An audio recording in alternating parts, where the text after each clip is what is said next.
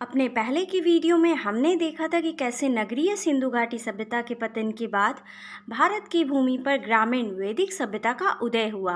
वैदिक सभ्यता के शुरुआती दौर में परिवार समाज की सबसे छोटी इकाई तो जन समाज की सबसे बड़ी प्रशासनिक इकाई होता था। लेकिन समय के साथ साथ वैदिक सभ्यता के सामाजिक और राजनीतिक जीवन में बदलाव होने लगे। लोहे की खोज ने आर्थिक विकास के नए रास्ते खोले और धीरे धीरे भारत में द्वितीय नगरीकरण की शुरुआत हुई।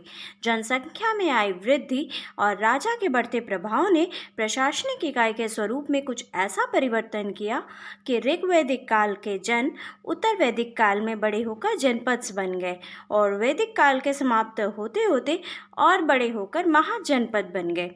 महाजनपदों के निर्माण और पतन की इस कहानी में आज हम ईसा पूर्व छठी शताब्दी से लेकर ईसा पूर्व चौथी शताब्दी के मध्य तक भारत भूमि पर अस्तित्व में रहे महाजनपदों के बारे में विस्तार से जानने की कोशिश करें। हेलो एवरीवन, मैं आकृति अग्रवाल आज आपके सामने एक नया वीडियो लेके उपस्थित हूँ। आज के वीडियो में हम बात करेंगे महाजनपद के बारे में और साथ ही जानेंगे 16 महाजनपदों के बारे में डिटेल में। तो चलिए बिना देर के वीडियो को शुरू करते हैं और सबसे पहले जानते हैं महाजनपदों के बारे में। ईसा पूर्व छठी शताब्दी यानी कि वैदिक सभ्यता के समाप्ति का समय, ये प्राचीन भारत के इतिहास का वो समय था जब समाज धार्मिक और राजनीतिक दृष्टिकोण से बड़े ही उथल पुथल से गुजर रहा था।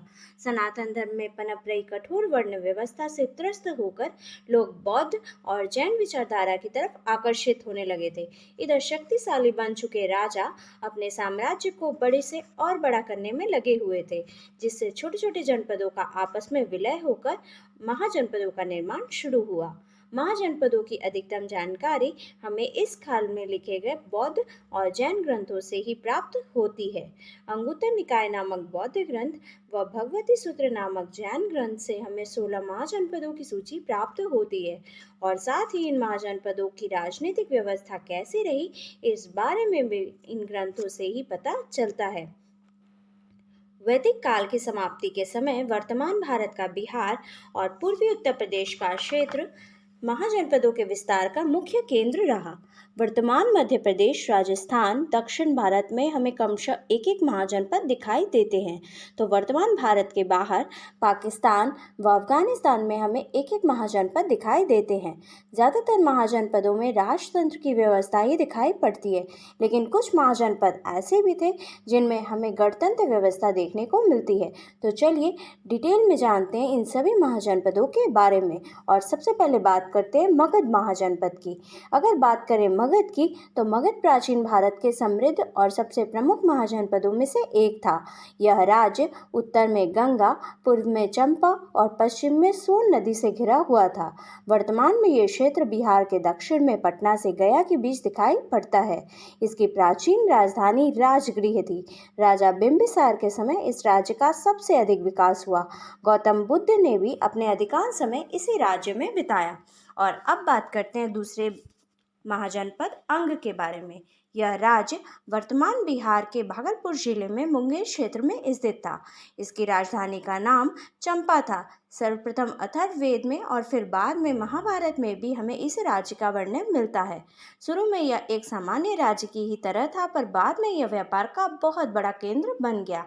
और अब बात करते हैं वज्जी संघ की।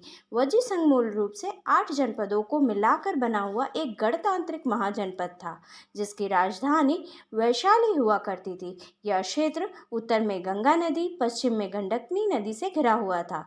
वर्तमान में ये क्षेत्र उत्तर बिहार के मिथिला में देखने को मिलता है। और अब बात करते हैं काशी की। प्राचीन काशी महाजनपद उत्तर में वरुणा नदी और दक्षिण में अस्सी नदी से घिरा हुआ था।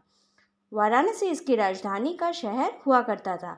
वर्तमान में काशी उत्तर प्रदेश के उसी भाग में स्थित है जहां प्राचीन में यह स्थित था। गौतम बुद्ध के समय से पहले काशी एक शक्तिशाली महाजनपद हुआ करता था, जिसका कौशल, मगध व अंग महाजनपद के साथ संघर्ष भी हमेशा चलता रहता था। और अब बात करते हैं 5वें महाजनपद कौशल के बारे में। अगर बात करें कौशल महाजनपद की, तो कौशल महाजनपद मगध महाजनपद के करीब ही स्थित था। यह दक्षिण में गंगा नदी, पूर्व में गंडक नदी और उत्तर में हिमालय पर्वत से घिरा हुआ था। कौशल उत्तर व दक्षिण दो भागों में बटा होने के कारण दक्षिण की राजधानी श्रावस्ती और उत्तर की राजधानी संकेतका हुआ करती थी। वर्तमान में ये क्षेत्र फैजाबाद अयोध्या के क्षेत्र में दिखाई देता है। छठे नंबर पर आता है मल्ल महाजनपद। वर्तमान में उत्तर प्रदेश का देवरिया क्षेत्र प्राचीन काल में मल्ल महाजनपद का क्षेत्र हुआ करता था, जिसकी राजधानी कुशीनगर थी। यह कुशीनगर वही स्थान है जहां गौतम बुद्ध को महापरिनिर्वाण की प्राप्ति हुई थी। सातवें नंबर पर बात करते हैं वत्स महाजनपद की। यह महाजनपद वर्तमान में उत्तर प्रदेश के इलाहाबाद या प्रयाग के पास स्थित है। यह एक राजतंत्रीय महाजनपद था जिसकी राजधानी कौशाम्बी हुआ करती थी। अगर बात करें कुरु महाजनपद की, तो कुरु महाजनपद वर्तमान दिल्ली के आसपास स्थित एक महत्वपूर्ण महाजनपद हुआ करता था। इसकी राजधानी इंद्रप्रस्थ अर्थात आज का दिल्ली ही हुआ करती थी। वर्तमान में कुरु व कौरवों से जुड़ी घटनाओं का वर्णन हमें महाभारत में देखने को मिलता है। चौथी शताब्दी में रचित कौटिल्य के अर्थशास्त्र में भी कुरु महाजनपद का वर्णन देखने को मिलता है। और अब बात करते हैं नौवें महाजनपद पांचाल के बारे में। गंगा नदी और हिमालय की पर्वत श्रृंखलाओं के बीच पांचाल राज्य स्थित था, जिसकी राजधानी अहिंसा हुआ करती थी, जो वर्तमान में बरेली क्षेत्र का हिस्सा था। अगर बात करें सूरसेन महाजनपद की, तो सूरसेन महाजनपद यमुना नदी के पश्चिम में और मत्स्य राज के पूर्व में स्थित हुआ करता था। यहाँ की राजधानी मथुरा थी। गौतम बुद्ध के समय यहाँ के राजा सूरसेना ने बौद्ध धर्म के प्रचार प्रसार में महत्वपूर्ण भूमिका निभाई थी। और 11वें नंबर पर आता है चेदी महाजनपद। चेदी राज्य का वर्णन हमें महाभारत में ही देखने को मिलता है। सुक्तिमती इसकी राजधानी उस समय हुआ करती थी। और अब बात करते हैं अवंती महाजनपद की। वर्तमान मध्य प्रदेश में स्थित अवंती राज्य नर्मदा नदी की वजह से दो भागों में विभाजित हुआ करता था, जिसमें उत्तर अवंती की राजधानी उज्जैन और दक्षिण अवंती की राजधानी महिष्मती हुआ करती थी। अगर बात करें मत्स्य महाजनपद की, तो मत्स्य महाजनपद कुरु के दक्षिण में और यमुना नदी के पश्चिम में वर्तमान राजस्थान के जयपुर क्षेत्र में स्थित हुआ करता था, जिसकी राजधानी का शहर विराटनगर होता था। और अब बात करते हैं अस्मक महाजनपद की। अस्मक महाजनपद एकमात्र ऐसा महाजनपद था जो कि दक्षिण भारत में स्थित था। इसकी राजधानी के शहर का नाम पोतन था। यह पोतन जो कि वर्तमान में आंध्र प्रदेश में दिखाई पड़ता है। 15वें नंबर पर आता है कंबोज महाजनपद।